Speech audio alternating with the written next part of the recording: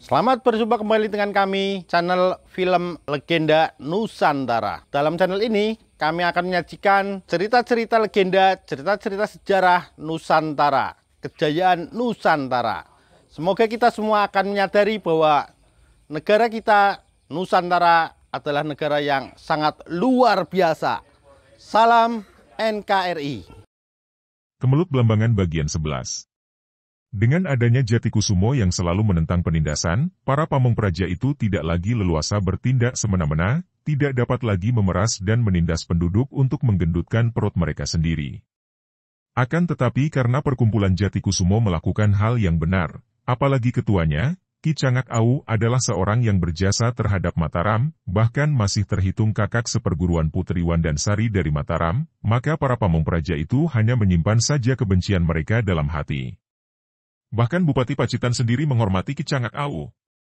Setelah selesai mengatur hidangan makan malam di atas meja makan, Nyi Pusposari menemani suaminya duduk di ruangan dalam, mereka menanti selesainya Nawangsih yang mandi dan berganti pakaian. Akan tetapi setelah agak lama Nawangsih tidak muncul, Ki Cangak Awu mengomel. Anak itu. Masa mandi sampai begitu lama? Apa saja yang ia lakukan di kamar Andi? Biar kupanggil, tidak biasanya ia mandi begini lamanya. Kata Nyi Pusposari yang segera melangkah hendak keluar dari ruangan itu menuju ke kamar mandi yang berada di bagian belakang. Akan tetapi pada saat itu, terdengar teriakan dan bentakan-bentakan seperti orang berkelahi di luar rumah. Mendengar ini, Ki Cangak Awu melompat keluar dari ruangan itu. Nyi Pusposari juga mengikuti suaminya. Setibanya di luar rumah, suami istri ini terkejut bukan main karena dua buah pondok di kanan kiri rumah mereka telah terbakar. Api berkobar besar sehingga seluruh pekarangan rumah induk tempat tinggal Ki Cangak Awu menjadi terang sekali. Dan di sekitar pekarangan itu terjadi perkelahian hebat antara para murid Jatikusumo melawan orang-orang yang mengenakan pakaian hitam-hitam dengan sabuk tali lawe besar berwarna kuning. Ternyata pihak musuh yang berpakaian serba hitam itu cukup banyak dan melihat di mana-mana terjadi perkelahian satu lawan satu, dapat diduga bahwa jumlah musuh tidak kalah banyak dibandingkan jumlah anggota atau murid Jatikusumo. Ki Cangak Awu dan Pusposari terkejut bukan main. Ini merupakan serangan besar-besaran, di waktu malam lagi sehingga tentu saja para murid menjadi panik dan kacau menghadapi serangan yang tidak tersangka-sangka dan musuh membakar dua pondok itu. Selama bertahun-tahun mereka tidak pernah diserbu musuh dan kini tiba-tiba saja musuh yang banyak jumlahnya datang menyerang di malam gelap. Di bawah sinar api yang berkobar membakar dua pondok itu, Ki Cangak Awu dan Nyi Pusposari dapat melihat bahwa para murid mereka, anggota Jatikusumo dapat melakukan perlawanan dengan baik dan kiranya tidak perlu dikhawatirkan akan kalah. Para murid itu rata-rata telah memiliki kedikdayaan yang lumayan. Akan tetapi, mereka melihat adanya dua orang laki-laki tinggi besar yang memiliki gerakan dahsyat, mengamuk dan dikeroyok oleh 4 orang murid. Akan tetapi 4 orang murid itu terdesak.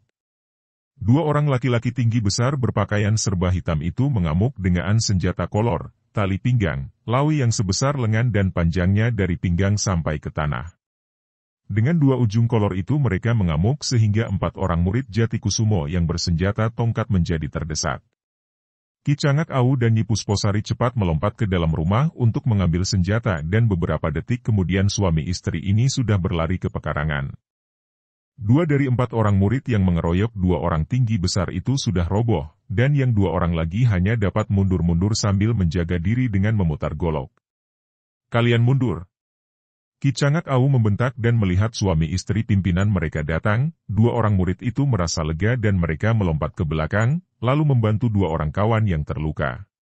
Kini Ki Cangak Awu dan Nyi Pusposari berhadapan dengan 2 orang raksasa itu.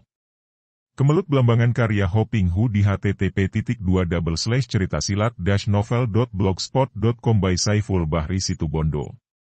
Keparat! Ki Cangak Awu memaki marah. Melihat senjata dan pakaian kalian, bukankah kalian ini 2 orang warok, jagoan, dari Ponorogo? Mengapa kalian membawa anak buah menterbu perkumpulan kami? 2 orang tinggi besar itu saling pandang dan mereka tertawa bergelak. Keduanya memiliki wajah yang menyeramkan, dengan kumis melintang dan brewok memenuhi pipi dan dagu.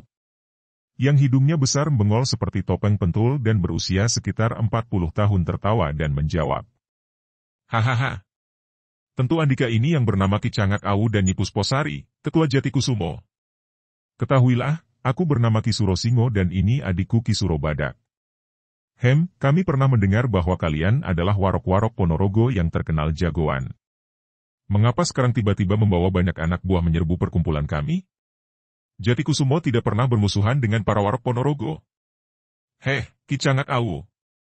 Andika masih bertanya mengapa. Jatikusumo terkenal sombong, entah sudah berapa banyak jagoan di daerah Madiun, Ponorogo dan Pacitan kalian robohkan dan kalian usir, kelompok mereka kalian basmi. Dan Andika masih bertanya mengapa kami sekarang menyerbu?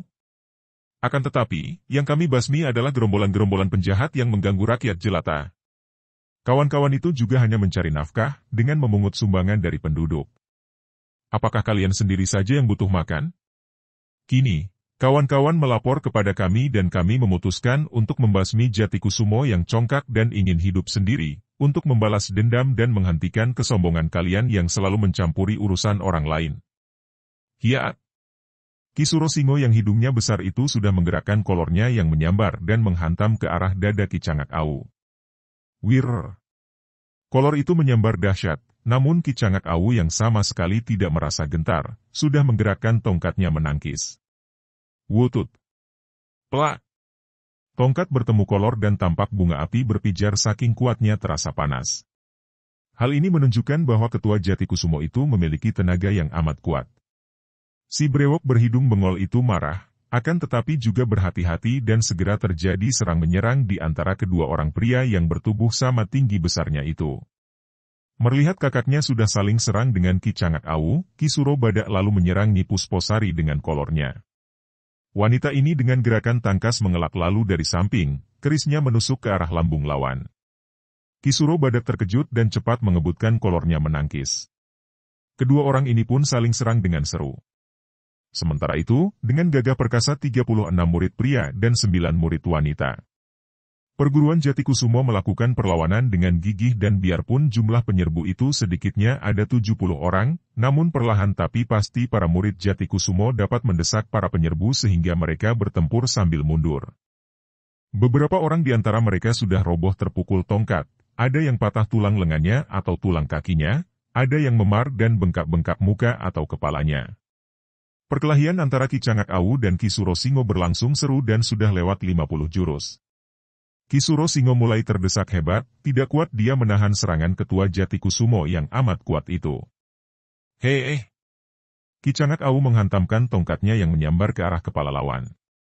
Ki Surosingo cepat menghindar dengan miringkan tubuh ke samping, lalu ujung kolor yang di tangan kanan menangkis dan melibat tongkat. Pada saat itu juga, kolor yang kiri menyambar ke arah leher Ki Cangak Awu.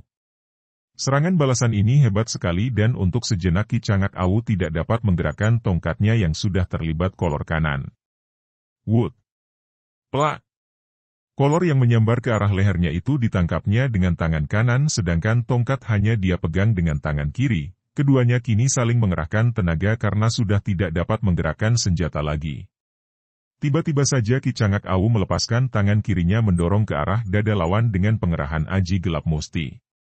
Shoot! Des! Pukulan dengan tangan terbuka itu tepat mengenai dada Ki Surosingo yang bidang. Warok itu mengeluh dan tubuhnya terlempar beberapa meter ke belakang lalu terbanting jatuh dan tidak mampu bangkit kembali. Pukulan dengan aji gelap musti itu hebat bukan main dan isi dadanya telah remuk terkena hawa pukulan sakti ini, Ki Surosingo tewas seketika. Melihat kakaknya roboh, Ki Surobadak menjadi panik. Dia belum juga dapat mengalahkan Nyi Pusposari, biarpun wanita perkasa itu juga belum mampu mendesaknya karena senjata wanita itu hanya sebatang keris pendek sedangkan dia menggunakan 2 helai ujung kolor yang panjang.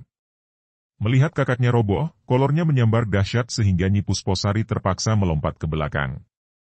Kesempatan itu dipergunakan oleh Ki Surobadak untuk melompat jauh ke belakang dan segera dia menghilang ke dalam kegelapan di luar pekarangan.